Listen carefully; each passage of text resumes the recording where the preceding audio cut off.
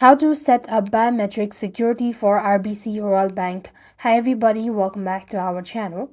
In this video, I'm going to show you the procedure on how can you set up biometric security for RBC Royal Bank.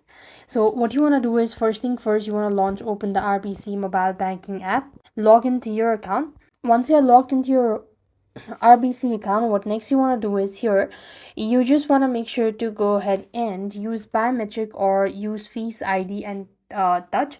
So you can access this by going to a settings.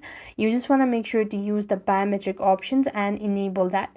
Now all you need to do is just go ahead and choose touch ID, Face ID or Android fingerprint to enable. Then when prompted, you could log out and log in again using your biometric credentials, and that is how you're supposed to set up biometric security for RBC Royal Bank login. So that's how things work. I hope the video was helpful. Make sure to like, share and subscribe. Thank you for watching. See you in the next video.